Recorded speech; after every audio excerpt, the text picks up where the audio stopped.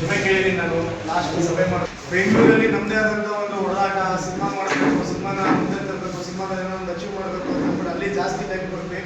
ಇವತ್ತು ನಾನು ಅದು ಏನು ಕರ್ಕೊಂಡಿದ್ದೀನಿ ಅಂತ ನನಗೆ ಅರ್ಥ ಆಗ್ತಾ ಇದೆ. ಯಾಕೆಂದರೆ ನಾನು ಬಂದಿದ್ದಿಲ್ಲಿಗೆ ಒಂದು 10 ಜನ ಸಿನಿಮಾ ನೋಡಿ ಅಂತ ಮಾತಾಡೋದಕ್ಕೆ ಬಂದೇ ಬಿಟ್ಟರೆ ಈ ರೀತಿಯಾದದ್ದು ಒಂದು ಬೆಂಬಲ ಸಿಗುತ್ತೆ ಅನ್ನೋ ನನಗೆ ಯೋಚನೆ ಮಾಡಿದ್ರೆ ನಾನು ಇದನ್ನು ನಾನು ಕಳ್ಕೊಂಡ್ಬಿಟ್ಟಿದ್ದೆ. ಇವತ್ತು ಅರ್ಥ ಆಗ್ತಾ ಇದೆ ಇದ್ರ ತೂಕ ಏನು ಅಂತ. ಇದನ್ನ ನಾನು ಮುಂದಕ್ಕೆ ನನ್ನ ಜೀವನದಲ್ಲಿ ಸಿನಿಮಾ ಪಕ್ಕಕ್ಕೆ ಇಟ್ಬಿಡೋಣ. ಸಿನಿಮಾ ಆಯ್ತು, ಸಿನಿಮಾ ನೋಡ್ತೀರಾ, ಸಿನಿಮಾಕ್ಕೆ ಬೆಂಬಲ ಕೊಡ್ತೀರಾ, ಚೆನ್ನಾಗಿದೆ ಅಂತ ಹೇಳ್ತೀರಾ, ಚೆನ್ನಾಗಿಲ್ಲ ಅಂದ್ರೆ ಮಾಡಬೇಡ ಮಗ ಇನ್ಮೇಲಿಂದ ಸಿನಿಮಾನ ಅಂತ ಅಂದ್ಬಿಟ್ಟು ಹೇಳ್ತೀರಾ. ಪಕ್ಕಕ್ಕೆ ಇಟ್ರೆ ಇನ್ನು ಮುಂದೆ ನಾನು ಇರೋವರೆಗೂ ನನ್ನ ಊರು, ನನ್ನ ತಾಲೂಕು, ಯಾವುದೇ ಒಂದು ವಿಚಾರಕ್ಕೆ ನಾನು ಬಂದು ನಿಮ್ಮ ಜೊತೆ ನಾನೊಬ್ಬ ನಿಂತ್ಕೊಳ್ತೀನಿ. ಇದು ನಾನೊಬ್ಬ ತಾಲೂಕು. ಇದು ಇಷ್ಟು ದಿವಸ ಮಾಡದೇ ಇರೋದಕ್ಕೆ ಕ್ಷಮೆ ಇರಲಿ ಅಣ್ಣ, ದಯವಿಟ್ಟು ಕ್ಷಮಿಸಬೇಕು.